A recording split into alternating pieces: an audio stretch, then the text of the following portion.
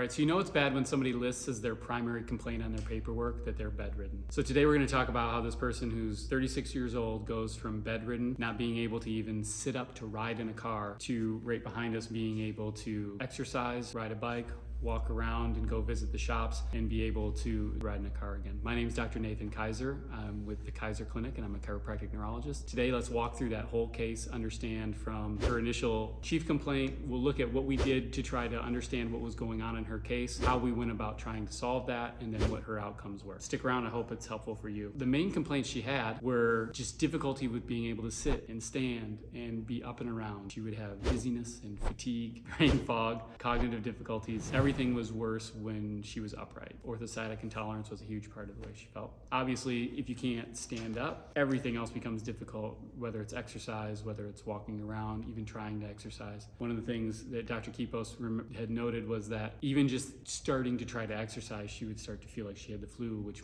obviously makes you feel like you don't want to do it. We did a neurological exam. The important things, we noticed a positive scapulohumeral reflex, so that leads us to look into what's going on with the integrity or the health of her neck in regards to her spinal cord and then the peripheral nerves that are coming from the cord. We looked at pupillary responses that were very fatigable. So normally when you shine a light in someone's eyes, the pupil will constrict and it'll hold. But in this case, it would hold and then immediately fail. So it's almost like if you were holding a weight out in front, you'd expect to be able to hold it. It might eventually get tired. Hers is like you pick it up and then drop it immediately. So her pupils were failing, but particularly the one on the right side when compared to the left, so they were different. We found that she had a bilateral esophoria, especially when we take her depth and do it at a 20-foot measurement. What that means is that her eyes, rather than being in a neutral position, were actually tilted toward one another, almost like they kind of started to cross, even though she was looking far away.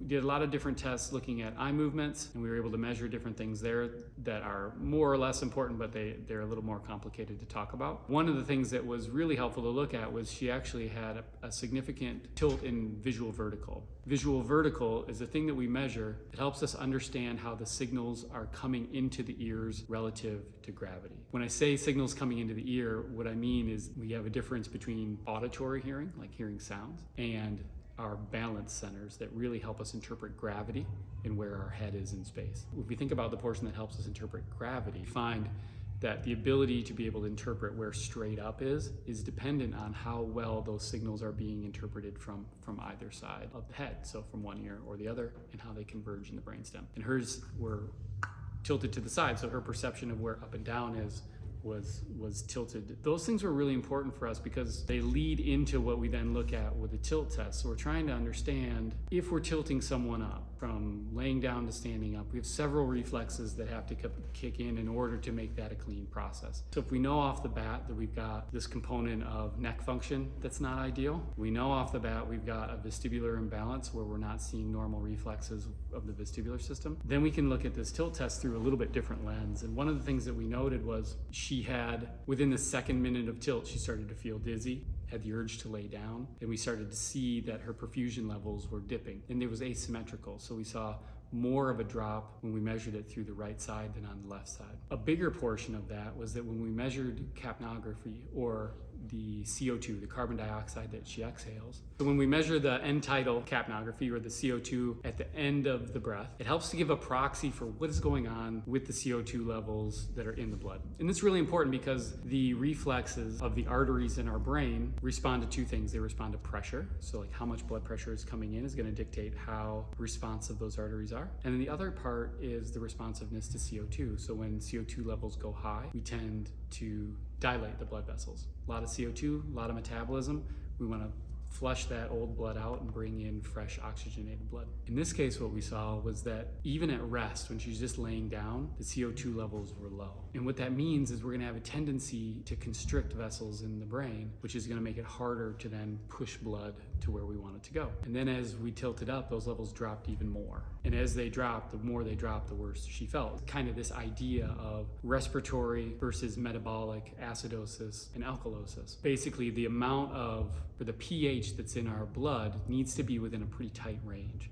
The way we can control that is either through kidney mechanisms, to keep it simple, versus lung mechanisms or breathing mechanisms. When that blood value changes, we want to use our breathing to be able to stabilize the amount of CO2 or the amount of positive and negative charge that's going on in the blood. So with this dropping to that degree, we know that it's going to cause vasoconstriction, which is going to limit the amount of blood flow that she gets to the brain. So if we back up for a second, we look at this and go, hold on. So we talked about a thing going on in the neck, and then we talked about a thing going on in the inner ear. And then now we're talking about a problem with perfusion of blood to the brain. And then we're saying that within that perfusion of blood to the brain problem, we're seeing that there's an imbalance in the pH in the blood. So hopefully at this point, what this is kind of laying out is when we look at a case of orthostatic intolerance, they're typically not all that simple. It's hard to then have a protocol that is built out for everyone that has this problem, because a lot of people that have orthostatic intolerance POTS come to it in different ways. And what we're seeing here is a person that is actually